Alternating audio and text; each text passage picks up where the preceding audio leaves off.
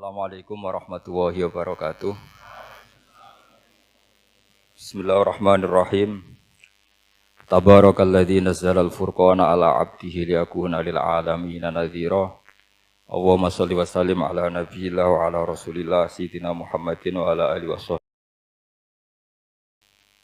Jadi ini pentingnya ulama. Ini yang dikatakan al-ulama warasatul anbiya. Karena sanad ini musalsal terurut sampai Rasulullah sallallahu alaihi wasallam. Terus ada lagi ayat umum yang akhirnya jadi judul umum. Misalnya begini. Kita tahu cerita Nabi Khidir, di antara ceritanya ada satu kampung itu pelit. Makanya orang pelit itu wajib didendami.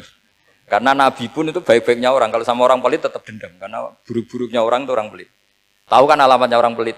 Qoribun minan nar, ya dekat-dekat neraka itu. Karena al-bakhil qoribun minan nar, ba'idun minal jannah. Jadi kalau sama tanya alamatnya ya dekat-dekat neraka. Singkat cerita, Nabi Musa dan Nabi Khidir itu kecapean sekali masuk satu kampung. Karena saking kecapean, lapar, minta kampung itu menyediakan makanan. Istatama itu mereka minta makan, saking laparnya, saking karena di perjalanan yang melelahkan. Istatama ahla fa'abau ayyudayifuhuma. Tapi kampung situ kampung pelit. Jika semuanya tidak mau yang ngasih apa? Makan.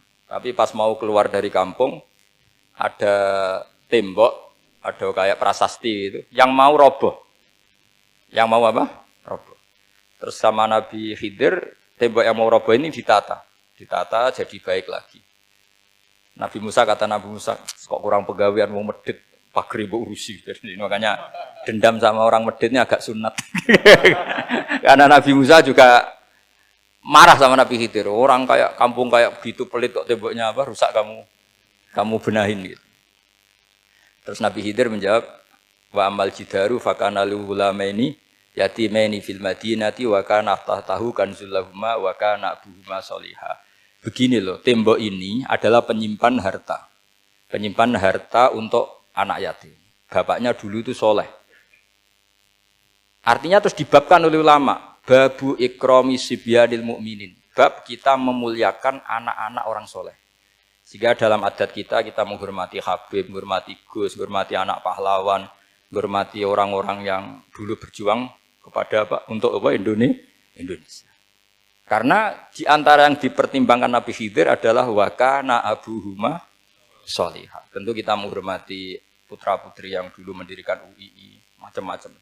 Ya tentu proporsional, tapi tetap saja dapat poin dulu atas nama putra pahlawan, putra orang-orang soleh. Karena Nabi Khidir ketika mempertimbangkan itu, alasannya wakana abuhuma sholihah. Fa'arada rabbuka yablugha ashuddahuma wastakhrijakan zahuma.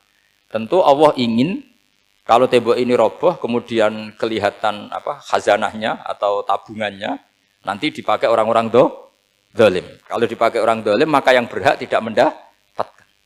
Sama. Negara ini itu dimerdekakan oleh para pahlawan supaya dikelola secara kesolehan, supaya dikelola secara orang baik. Maka orang soleh semua harus ikut kompetisi dengan tanda kutip merebut negara. Karena apa? Tapi tentu tidak perlu chaos, tidak perlu anarkis, karena tentu kemerdekaan ini dibela-belain supaya kita jadi baldatun thayyibatu wa rabbun ghafur. Sama, pertimbangannya Nabi Khidir, kalau ini kebongkar tersibak, pasti diambil orang-orang zalim. Dan akhirnya yang yatim tadi tidak dapat. Akhirnya dibabkan lagi di bab tertentu. Bab menjaga harta supaya tidak dikuasai orang zalim. Jadi akhirnya menjadi sekian varian ilmu. Pertama, varian ilmu bab menghormati anak orang soleh. Terus bab supaya harta ini tidak dikuasai orang zalim. Dan seterusnya. Nah saya harapkan nanti dengan ulumil Quran kitab Itqan itu, nanti aturan-aturan seperti itu tertanam pada Anda. Sehingga sebetulnya ulama fikih yang ngarang kitab sampai satu boto-boto itu sebetulnya ya normal-normal saja. Kalau sampean sudah mengkaji ilmu yang kayak saya kaji itu normal-normal saja. Misalnya begini, saya beri contoh ya. Orang munafik itu disifati Allah gimana? Wa idza qamu ilas sholati qamu kusala. Orang-orang munafik adalah orang ketika mau sholat itu bermalas-malasan. Terus kitab Fathul Mu'in atau Fathul Wahhab atau kitab semua kitab fikih bikin judul gini. Saya masih ingat takbirnya. Wa yusannu nasyatun li sholatin. Disunatkan kalau sholat itu ketok gumrigah, ketok semangat. Fa inna Allaha ta'ala dzamma tarikihi, karena Allah mengkritik atau menyalahkan orang yang kalau sholat itu tidak nasyat, tidak gumregah, tidak semangat. Mergo seperti itu adalah fi'lul munafikin, perilakunya orang munafik. Terus ditulis wa idza qamu ila sholati qamu kusala. Artinya di situ Allah mengkritik orang munafik. Kenapa? Karena kalau sholat males-malesan. Anda ingin bersifat kayak orang munafik apa bersifat kayak Rasulullah? Tentu ingin seperti Rasulullah. Kalau ingin seperti Rasulullah ya wasari'u ila maghfiratim mir rabbikum. Kalau ada kebaikan harus cepat-cepat, harus disegerakan. Nah, sehingga nanti babnya ya sudah tidak tentang orang munafik. Babnya begini. Babul musara'ah ilal khairat wa tarkil kasli. Bab bergesa-gesa atau bergegas dalam kebaikan dan meninggalkan males-malesan. Jadi tidak lagi tentang sholat tapi tentang kebaikan apa saja. Jadi kalau kamu punya hutang bisa nyaur jam 7, nyaur jam 9 pasti disalahkan Allah.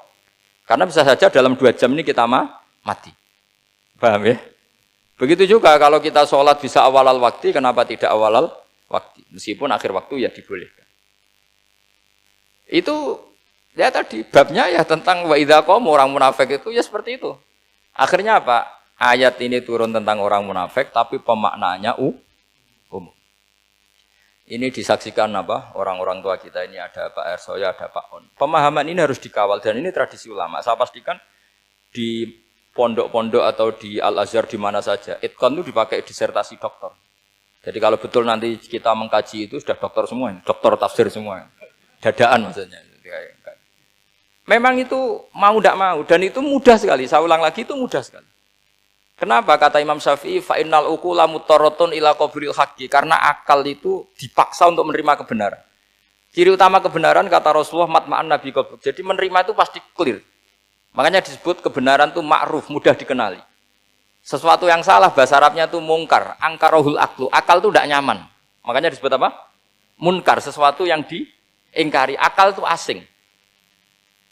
Ya asing tuh misalnya, sepeda motor ini milik siapa? Milik Zaid. Ya sudah lah saya pakai, tidak usah pamit. Akal pasti, ini kok aneh, kok nggak milik orang kok nggak pamit.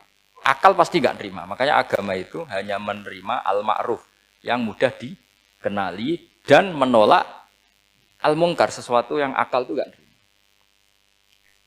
Jadi Imam Bukhari ketika ditanya, kenapa kamu sealim itu bisa mensarai sanad-sanad Rasulullah? Kata beliau, kalau kamu akalnya normal itu ya gampang saja.